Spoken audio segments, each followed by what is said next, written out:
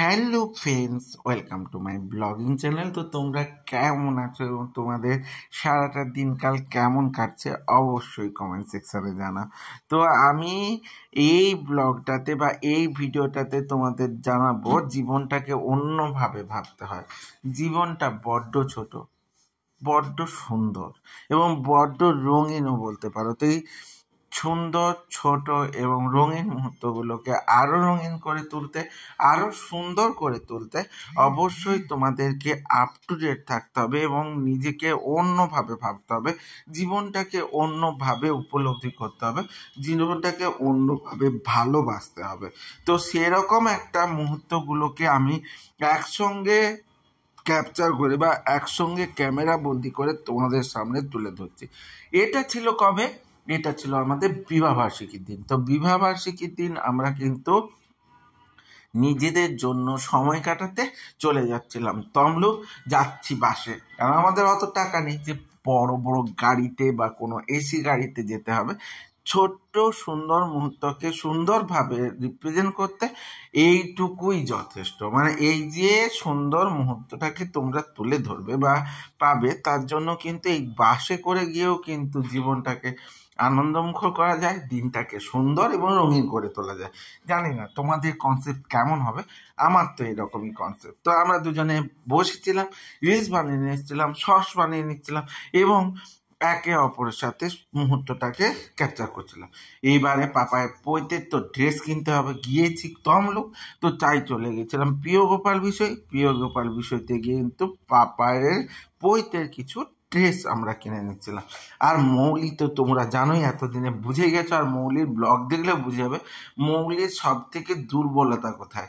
ওর দুর্বলতা হচ্ছে জামা কাপড়ে। ও জামা কাপড় কিনতে পেলে ওরা কিচ্ছু লাগে না, খেতে চায় না, কোনো কিছু গয়নাগাটি লাগে না। ও জামা কাপড়ের প্রতি ওর প্রচুর ধরনের ফ্যাসিনেশন আছে। ওর আবার প্রচুর দামি দামি জামা কাপড়ের প্রতি খুব একটা বক্তব্য নেই। ওর বক্তব্য হচ্ছে নতুন নতুন জামা কাপড়, মানে প্রতিদিন নতুন পরতে হবে, এরকম একটা। সেটা 100 টাকার জামা হোক আর 1000 টাকার জামা হোক, নতুন কয়েকবার পরবো, কিন্তু আমাকে নতুন নতুন পরতে হবে। এটা তোমরা মোটামুটি বুঝে গেছো। তো তাই জন্য আমিও চেষ্টা করি মৌলিকে ওইভাবে যতটা পারি সুন্দরভাবে তার জামা কাপড়গুলোকে কিনে দেওয়া। তো এই মেয়েদের শাড়িতে কিন্তু একটু টাকা বেশিই যায়, অন্য যে কোনো ড্রেসে কিন্তু অতটা জামা কাপড় না থাকলে। আর তোমরা দেখো ওপাশে টাকা, মানে কাপড়গুলোকে দেখে সেই বিয়ে বিয়ে একটা ভাব দেখা যাবে। তো তারপরে চলে এসেছিলাম রেস্টুরেন্ট। তো রেস্টুরেন্ট মানে আমার বাঙালি, তো আমার বাঙালিতে খাওয়া।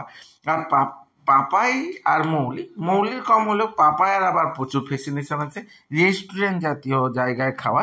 তো রেস্টুরেন্টে খাবো, আর পাপায়ের অপৈতে ভাতের খাওয়া একবার না রেস্টুরেন্টে খাওয়ালে হয়। তো তার জন্য চলে এসেছিলাম রেস্টুরেন্টে। তো আমার বাঙালি রেস্টুরেন্ট, সেখানে কিন্তু আমরা খেয়ে নেব। তো খেয়ে নেওয়ার জন্য চলে যাওয়ার সঙ্গে সঙ্গে আমরা কিন্তু সবাই মিলে একটু আনন্দ করে নিচ্ছিলাম, নিজেদেরকে একটু আপ টু ডেট করে নিচ্ছিলাম এবং নিজেদেরকে ভালো রাখার চেষ্টা করছিলাম। তো তোমাদের কেমন লাগছে বলো? আর আমার এই কনসেপ্টটা বা আমাদের বাড়ির এই কনসেপ্টটা তোমাদের কেমন লাগবে জানি না। তো কিন্তু যেমন লাগবে, ভালো খারাপ যা কিছু, তোমরা কিন্তু আমাকে শেয়ার করে দেবে।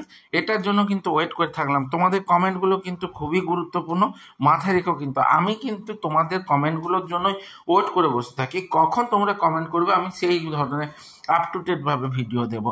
তো তোমরা কিন্তু দিয়ে দিও। আর এই রেস্টুরেন্টটা কিন্তু একবার ট্রাই করে দেখতে পারো, বাঙালি খাওয়ার অসাধারণ। সেই পুরোনো দিনে বাঙালি খাওয়ার এবং বাঙালি থালি খেতে গেলে তোমাদেরকে আমার বাঙালি রেস্টুরেন্টে কিন্তু একবার হলেও আসতে হবে। তো সব মিলিয়ে নিজেদের দিনগুলোকে, নিজেদের মুহূর্তগুলোকে, নিজেদের জীবনটাকে অন্যভাবে ভাবতে হবে এবং অন্যভাবে নিজেকে আপ টু ডেট করার সাথে সাথে রঙিন করে তুলতে হবে। মাথায় রাখবে, কেউ তোমার জীবনটাকে সুন্দর করে দেবে না, কেউ তোমার জীবনটাকে রঙিন করে তুলবে না।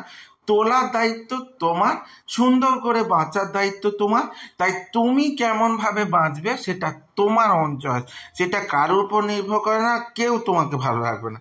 তবে আমার এই ভিডিওগুলো ভালো লাগলে লাইক কমেন্ট শেয়ার মাস্ট। আর অবশ্যই ইউটিউব থেকে দেখলে সাবস্ক্রাইব এবং সাথে বেল আইকনটা ক্লিক করে দিতে হবে। দেখা হচ্ছে নতুন একটা ব্লগে, নতুন একটা সকালে। ততক্ষণের জন্য ভালো থেকো, সুস্থ থেকো, টাটা।